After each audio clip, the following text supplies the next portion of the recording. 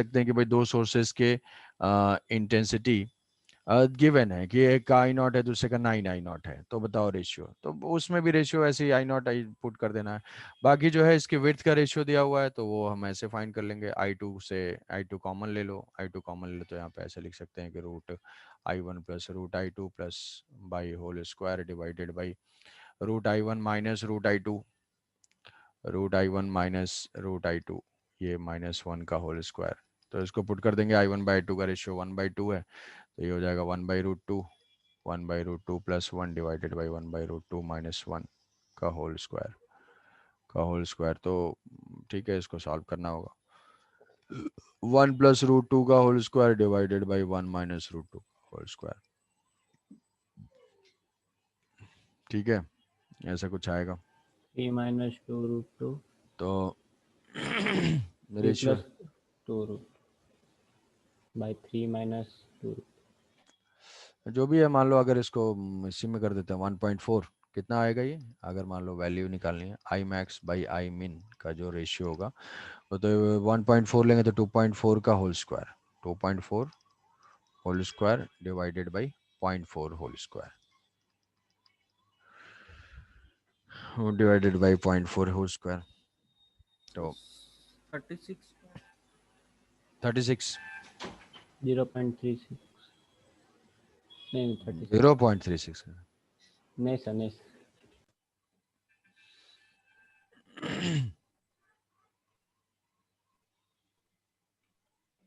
36 है 36 36 36, तो ये जो है 36।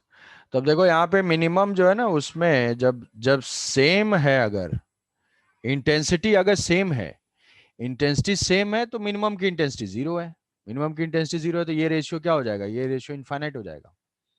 अगर सेम इंटेंसिटी के सोर्सेज थे और तुमसे पूछा जाता कि what is the ratio of I maximum by I minimum, उस केस में क्या बताते, आई मिनिमम तो जीरो हो जाएगा, डार्क जो फ्रिंज है दैट इज कंप्लीटली डार्क, तो ये यहाँ पे हो जाएगा इसमें ऐसा।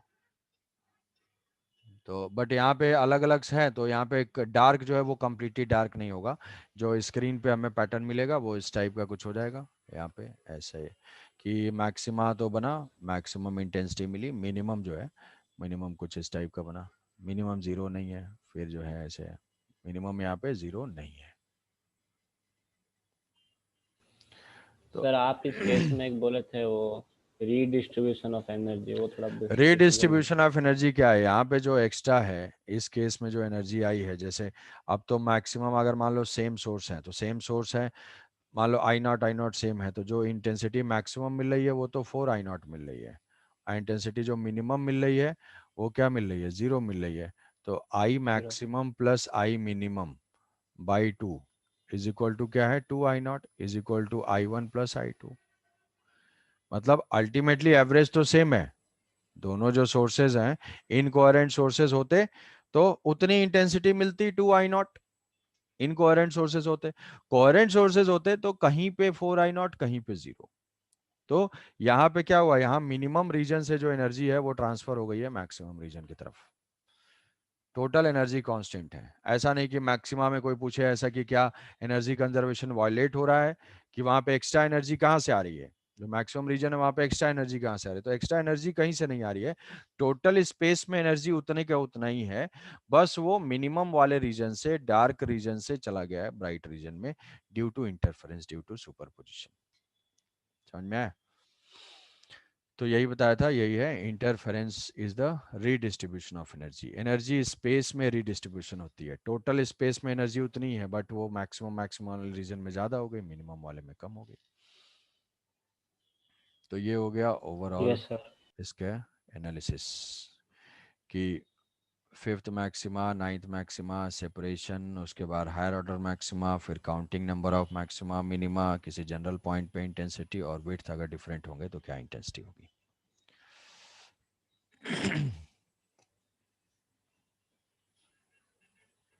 ठीक है, नेक्स्ट नेक्स्ट क्वेश्चन है, और ये क्वेश्चन जो है ये क्वेश्चन भी एनसीईआरटी में है, और ये जो है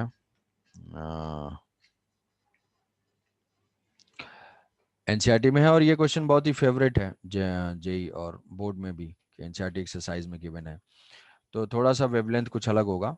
सपोज हम डाइक्रोमेटिक सोर्स यूज करते हैं, अभी तक तो वन वेवलेंथ यूज किया, अभी क्या करते हैं हम डाइक्रोमेटिक सोर्स यूज करते हैं।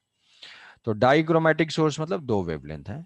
If lambda 1 is equal to 4000 angstrom and lambda 2 is equal to 6000 angstrom, ये दो वेवलेंथ हमने यूज किया। वाई डी एस सी जो स्मॉल डी है वो 1 mm ही है, और कैपिटल डी जो है वो 1 मीटर है। तो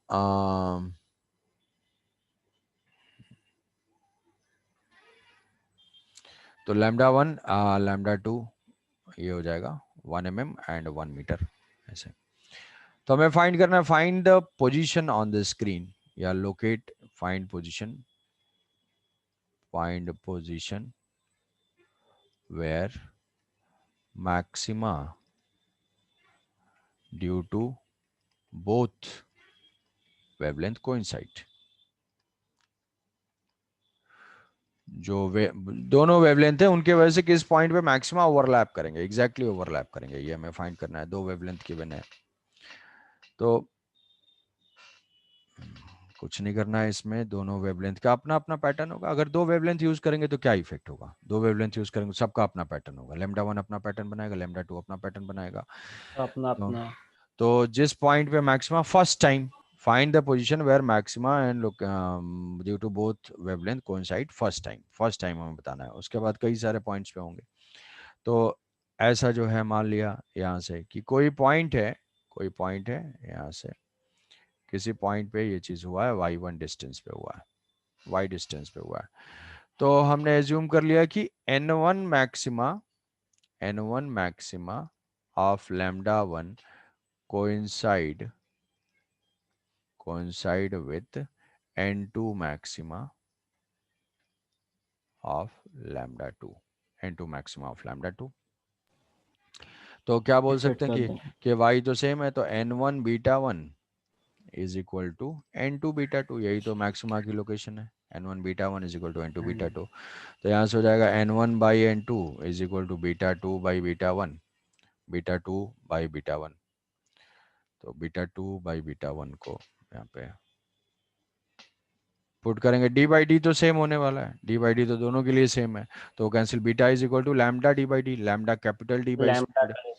तो this is equal to lambda 2 by lambda 1, directly proportional to lambda होता है। तो यहाँ से हो जाएगा n1 by n2 is equal to lambda 2 4000 6000, और 4000 लिया है, 6000 बाई 4000। तो ये हो जाएगा 6000 बाई 4000। तो ये हो जाएगा 3/2, 3/2। तो n1 क्या है, वो इंटीजर है। तो n1 की जो मिनिमम वैल्यू होगी, मिनिमम वैल्यू n1 की हो जाएगी n1 is equal to 3 and n2 is equal to 2। Next value क्या हो जाएगी, इसमें 2 से 6 64। और 4, 6 4 होगी तो भी होगा। तो फर्स्ट टाइम जो है n1 की मिनिमम वैल्यू हो जाएगी, मतलब third maxima of lambda 1 will coincide with second maxima of lambda 2। Third maxima, third maxima of lambda 1 will coincide with second maxima of lambda 2। तो थर्ड मैक्सिमा लोकेशंस निकाल लो। Location पहली बार जब coincide करेंगे तो वो लोकेशन हो जाएगी lambda 1 D by D. Lambda 1 is equal to 4000 लिया है, तो 4000 इंटू d1 डिवाइडेड बाई 1, अच्छा ये इंटू 10⁻10 एंगस्ट्रॉम में है, इंटू 1 डिवाइडेड बाई 1 इंटू 10⁻3, तो 10⁻7 यहाँ से आ जाएगा पॉइंट, अच्छा 3 है ना यार, 3 थर्ड थर्ड, तो 3 3 मल्टी। इंटू 3, तो ये 0.4 mm, 1.2, 1.2 mm, 1.2 mm, फिर नेक्स्ट इंटू 2 कर देंगे, 2.4 इंटू 3 कर देंगे, 3.6। तो ऐसे जो है मैक्सिमा उसके कोइंसाइड करते जाएंगे, ऊपर और नीचे दोनों। ठीक है, समझे कि अगर डाइक्रोमेटिक यूज करेंगे तो ये हो जाएगा, दो वेवलेंथ यूज हुए तो ऐसे हो जाएगा। हमें इक्वेट कर देना है उनके मैक्सिमा के पोजीशन को। अब जैसे मान लो कि ऐसा है, count the number of maxima, count the number नहीं, write down the phase difference. अब थोड़ा बहुत इसमें मॉडिफिकेशंस होंगे, वो write down the phase difference and part difference. दो सेटअप है कि ये दोनों सोर्सेज ऐसे हैं,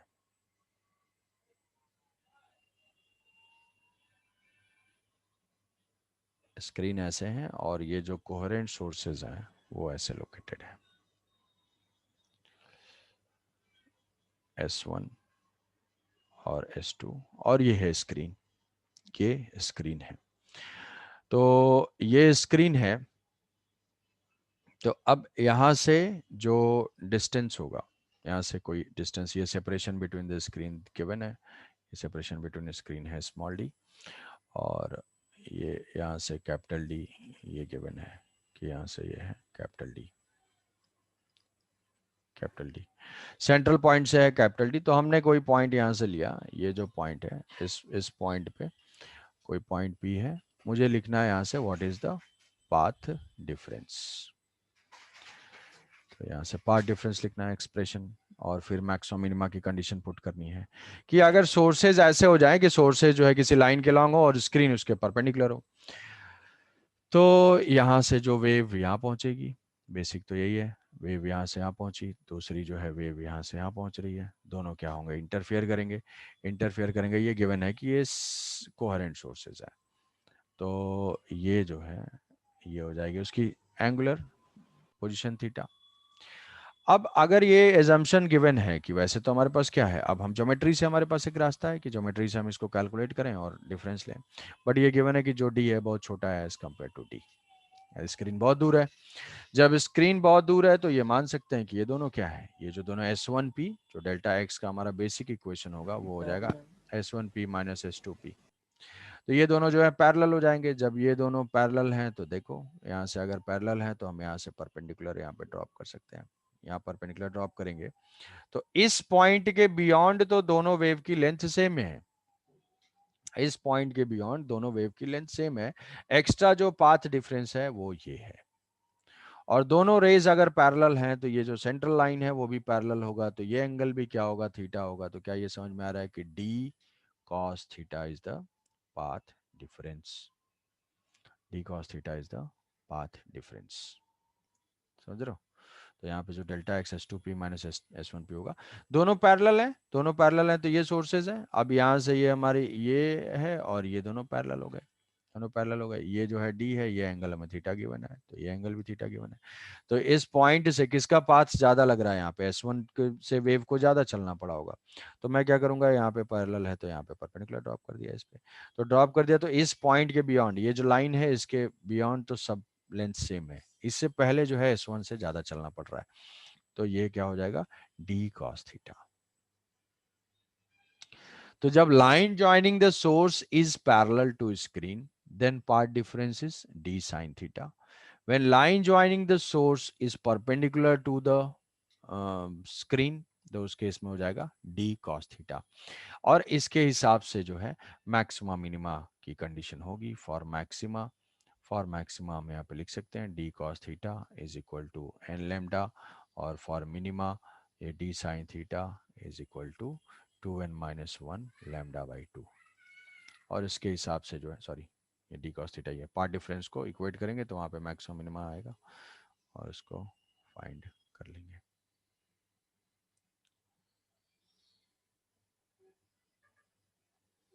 बात समझ में आ रही है। सर वो स्लिट कहाँ पर रखा है, बीच में? स्लिट, हाँ स्लिट जो है, जो दो सोर्सेज है, मान लो ये किसी मैकेनिज्म से हो रहा होगा कि एक ये कार्डबोर्ड है, कार्डबोर्ड के नीचे से दो सोर्स, ये सोर्स लोकेटेड है और इस प्लेन के इधर जो है स्क्रीन है। ऐसे मान लो जिस टेबल पे हो उस टेबल के नीचे जो है दो होल बना दिए गए उस टेबल में, और नीचे एक सोर्स रखा गया और सामने वाली वॉल जो है वो स्क्रीन है। तो ये जो दो सोर्सेज होंगे कोहेरेंट होंगे और यहाँ से उधर जो है वेव जारी होगी, समझे कि दो दो कोहेरेंट सोर्सेज किसी तरीके से जनरेटेड हैं, दो कोहेरेंट सोर्सेज जनरेटेड हैं और वो दो कोहेरेंट सोर्सेज इस लाइन के लॉन्ग प्लेस्ड हैं। और अभी मेरी स्क्रीन, पहले स्क्रीन ऐसे थे, इसके पैरेलल थी, अब क्या स्क्रीन है, उनके लाइन ज्वाइनिंग के परपेंडिकुलर डायरेक्शन में है। तो परपेंडिकुलर डायरेक्शन में है तो उसको हम यहाँ पे लिख लेंगे। समझ गए ये? जी सर। Yes sir. अब इससे इसमें y के साथ कोई इक्वेशन नहीं आएगा?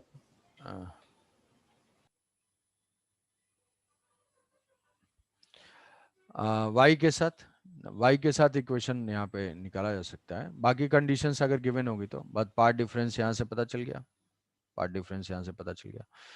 तो आसपास के लिए तो थीटा स्मॉल होगा, थीटा स्मॉल होगा तो ये तो 1 हो जाएगा वो cos तो, थीटा। तो ये 1 हो जाएगा। अदरवाइज फिर वहां से लिखना पड़ेगा इसके टर्म्स में tan थीटा फाइंड करके। और कुछ कंडीशंस अगर होंगी तो हम ऐसे फाइंड कर सकते हैं इसमें। तो अब इसमें नेक्स्ट चीज जो सोचना है वो सोचना है हमें कि इसमें शेप ऑफ मैक्सिमा तो बनेगा, हमें इसमें देखना है कि इसमें शेप ऑफ फ्रिंज कैसा है। शेप ऑफ फ्रिंज, फ्रिंज का शेप कैसा है, फ्रिंज का शेप कैसा है।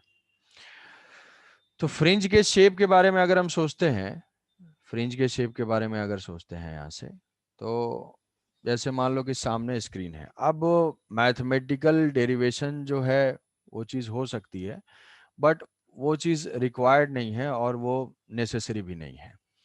हम क्या है कि उसको विजुअलाइजेशन से थोड़ा सोच के देख सकते हैं कि उसका शेप जो है किस टाइप का होगा। कि इस पॉइंट पे जैसे मान लो सोर्सेज यहां से लोकेटेड हैं और इस पॉइंट पे मान लो लैम्डा मिल रहा है, सामने वाली स्क्रीन है, यहां से जो है लैम्डा यहाँ पे पार्ट डिफरेंस है।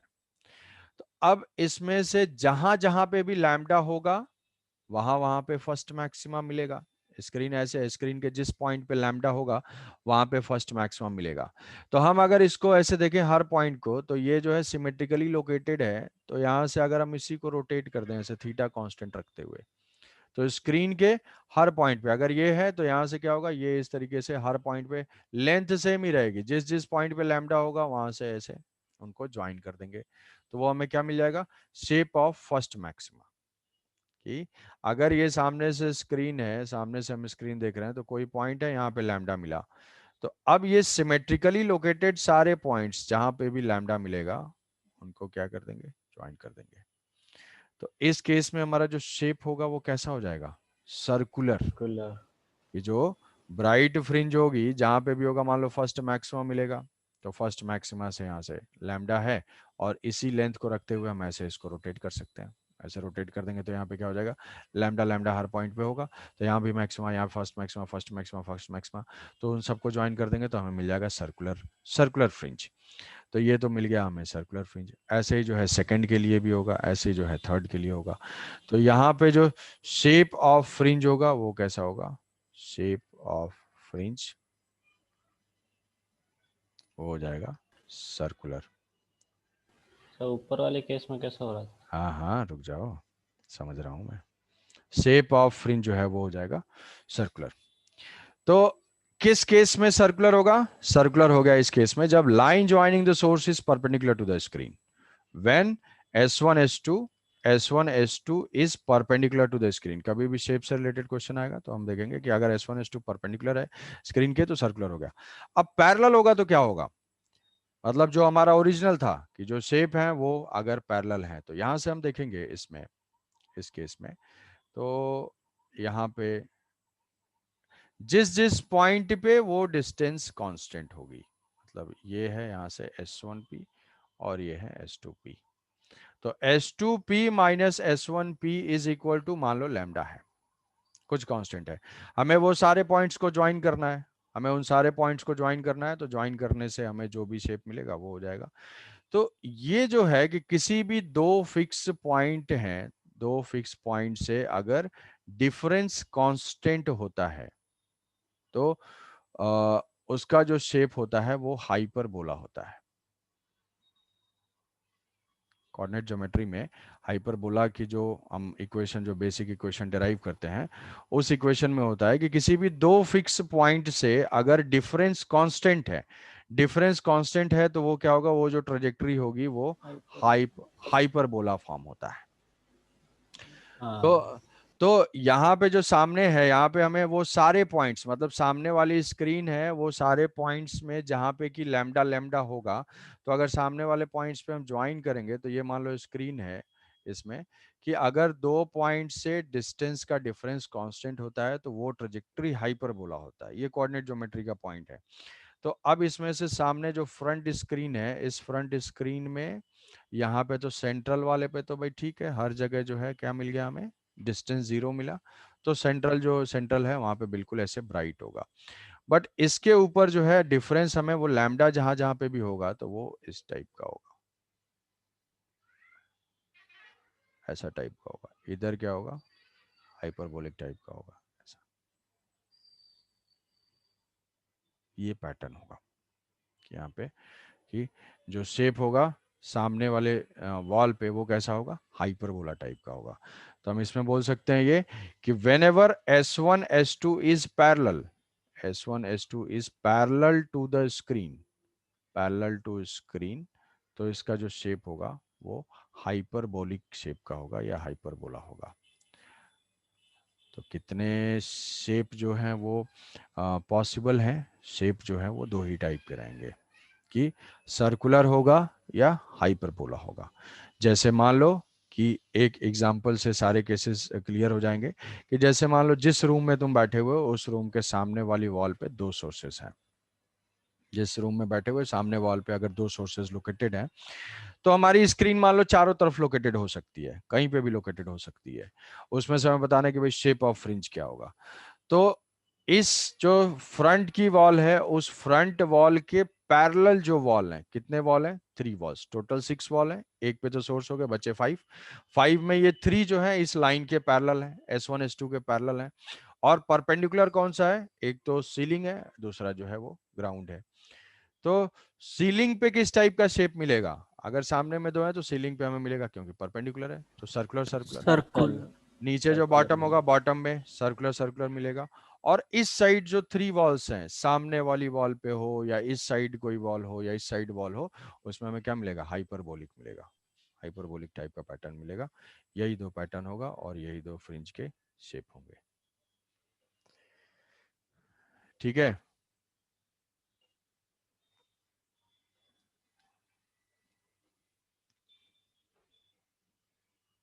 समझे कुछ।